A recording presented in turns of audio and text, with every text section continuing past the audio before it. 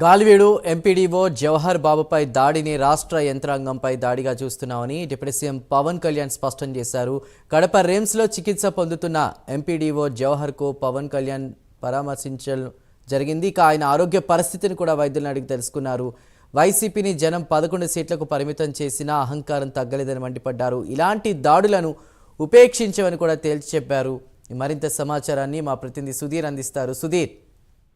Thank you Chandu. ఏదైతే గాలివీడు మండలంలో విధి నిర్వహణలో భాగంగా ఉన్నటువంటి జవహర్ బాబు పైన అక్కడ ఉన్నటువంటి వైసీపీ నేత అలాగే సుదర్శన్ రెడ్డి అలాగే అక్కడ ఉన్నటువంటి ఆయన అనుచరులు కూడా పూర్తి స్థాయిలో కూడా దాడి చేయడం జరిగింది. అయితే ఆయన్ను పరామర్శించేందుకు కూడా AP deputy CM Pawan Kalyan ఈ రోజు ఉదయం దాదాపుగా కడప ఎయిర్పోర్ట్ కు చేరుకొని అక్కడి నుంచి కూడా రిమ్స్కు రావడం జరిగింది. అయితే కొద్దిసేపటి క్రితమే ఆయన్ను పరామర్శించడం జరిగింది. అలాగే ఆయనకు ఉన్నటువంటి సమస్యలను అలాగే ఎక్కడెక్కడ దెబ్బ తగిలాయి అనే దానిపైన కూడా అక్కడ ఉన్నటువంటి డాక్టర్లను అలాగే జిల్లా కలెక్టర్ అలాగే ఎస్పీతో కూడా మాట్లాడడం జరిగింది. అయితే ఏదైతే జవహర్ బాబు ఉన్నాడో ఆయన కూడా పూర్తి స్థాయిలో పరామర్శించడం జరిగింది. ఆయన జరిగినటువంటి ఘటనను పూర్తి స్థాయిలో కూడా జవహర్ బాబు కూడా పూర్తి స్థాయిలో డిప్యూటీ సీఎం కూడా వివరించడం జరిగింది.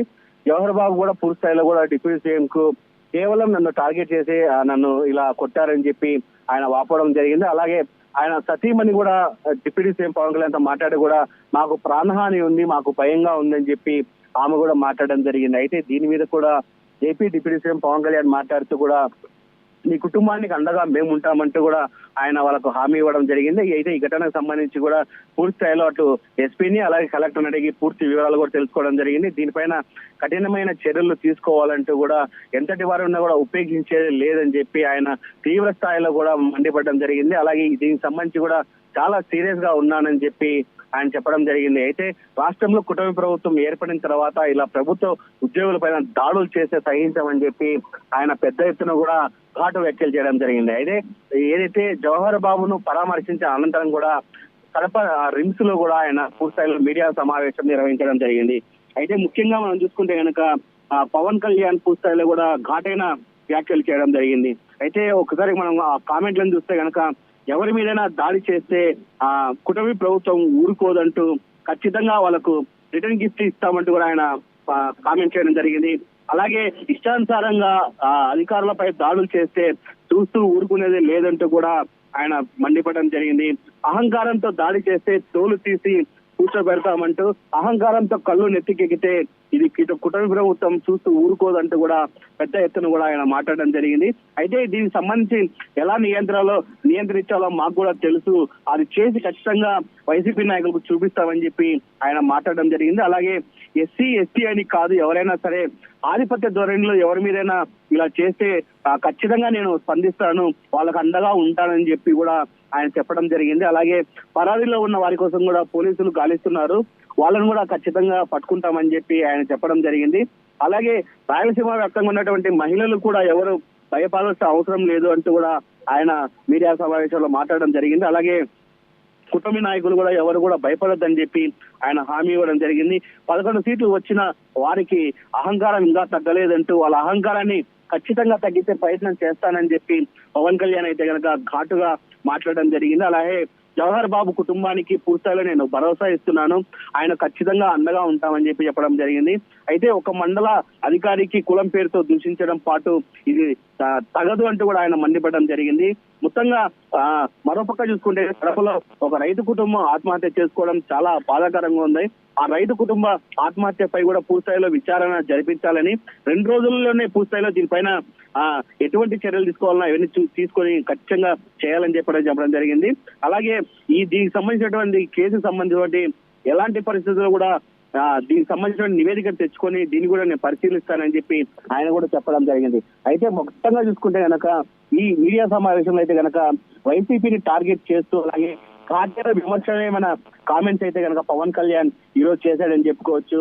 అలాగే ఎవరైతే జవహర్ బాబు కుటుంబం ఉందో ఆ కుటుంబానికి నేను అండగా ఉంటానంటూ అటు జిల్లా ఎస్పీకి అటు కలెక్టర్ కూడా చెప్పడం జరిగింది. ఈ కుటుంబాన్ని ఖచ్చితంగా ఆదుకోవాలి, ఈయనకు ఎటువంటి మెరుగైన చికిత్స కావాలన్నా అటు హైదరాబాద్ కానీ ఇటు చెన్నైకి కానీ తీసుకువెళ్లేందుకు కూడా నేను కూడా పర్మిషన్ ఇస్తున్నానని చెప్పి వాళ్ళకి చెప్పడం జరిగింది. అయితే దీని సమావేశాల అనంతరం కూడా పూర్తిస్థాయిలో ఆయన అయితే కనుక ఇప్పుడే గాలివీడుకు బయలుదేరడం జరిగింది. గాలివీడులో కూడా ఏదైతే ఆయన దాడి చేశారో ఆ దాడికి సంబంధించినటువంటి మొత్తంగా అక్కడ ఉన్నటువంటి మండల ఆఫీసును కూడా పరిశీలించేందుకు AP deputy CM Pawan Kalyan ఇప్పుడే అక్కడికి వెళ్ళడం జరిగింది. దాని తదనంతరం కూడా ఆయన రోడ్డు మార్గాన కడపకు చేరుకొని విమానాశ్రయం నుంచి కూడా ఆయన మళ్ళీ గన్నవరం వెళ్ళడం జరుగుతుంది. అయితే ముఖ్యంగా చూసుకుంటే కనుక రాష్ట్రంలో కూటమి ప్రభుత్వం ఏర్పడిన తర్వాత కూడా ఎక్కడ ఎటువంటి సంఘటనలు జరగకుండా అన్ని చర్యలు చేపడుతున్నామని చెప్పి కేవలం వైసీపీ నాయకులు ఇలా ప్రభుత్వ ఉద్యోగుల పైన గనక దాడులు చేస్తే సహించి ఊరుకోపోమని వాళ్ళ తోళ్లు కూడా ఖచ్చితంగా తీస్తామని చెప్పి డిప్యూటీ సీఎం పవన్ కళ్యాణ్ కూడా పెద్ద స్థాయిలో మండిపడడం జరిగింది. అయితే ఈ ఘటనకు సంబంధించి అయితే కనుక ఇప్పటికే 13 మంది పైన కూడా కేసు పెట్టడం జరిగింది. మిగతా కొంతమంది కూడా పరారీలో ఉన్న పరిస్థితి ఉంది. వాళ్ళ కోసం కూడా పూర్తి స్థాయిలో వేట కొనసాగిస్తాం, వాళ్ళని కూడా తొందరలో పట్టుకుంటామని చెప్పి జిల్లా ఎస్పీ చెప్తున్న పరిస్థితి ఉంది. ముఖ్యంగా ఈ కేసుకు సంబంధించి దాదాపుగా కేసులో పెప్పర్ స్ప్రేలు వాడారంటూ ఆ పెప్పర్ స్ప్రేలను కూడా విచారణ చేపట్టిన తర్వాత ఈ పెప్పర్ స్ప్రేలు ఎవరెవరు వాడారని దానిపైన కూడా విచారణ కొనసాగించి కఠినమైన చర్యలు తీసుకుంటామని చెప్పి పవన్ కళ్యాణ్ అయితే కనుక ఈ రోజు ఘాటైన విమర్శలు చేశారని చెప్పుకోవచ్చు. ఈ రోజు రాష్ట్ర వ్యాప్తంగా పవన్ కళ్యాణ్ మాట్లాడిన మాటలు అయితే కనుక చాలా స్థాయికి పెద్ద స్థాయికి చేరుతున్నాయని చెప్పుకోవచ్చు. అయితే పవన్ కళ్యాణ్ అయితే కనుక పూర్తిస్థాయిలో ఒక ఉద్యోగికి ఇలా జరిగిందంటే వెంటనే స్పందించడంపై కూడా ప్రజలైతే కనుక దీన్ని అయితే కనుక అభినందన అందుతున్న పరిస్థితి నెలకొందని చెప్పుకోవచ్చు. అయితే ఒక డిప్యూటీ స్థాయిలో ఉన్నటువంటి పవన్ కళ్యాణ్ రాత్రి ఇన్సిడెంట్ 11 గంటలకు తెలుసుకొని ఉదయాన్నే కడపకు వచ్చి ఒక ఉద్యోగాన్ని పరామర్శించడం పైన కూడా ఆయనకైతే కనుక పెద్ద ఎత్తున కూడా అందరూ కూడా హర్షం వ్యక్తం చేస్తున్న పరిస్థితి ఉంది. దీనిపైన అయితే కనుక పవన్ కళ్యాణ్ ఖచ్చితంగా వదిలిపెట్టేది లేదంటూ కూడా ఎంతటి వారు ఉన్నా కానీ వాళ్ళందరిపైన కఠినమైన చర్యలు తీసుకుంటామని చెప్పి ఈ రోజు ఘాటుగా మాట్లాడడం జరిగింది. Right Sudheer, thank you.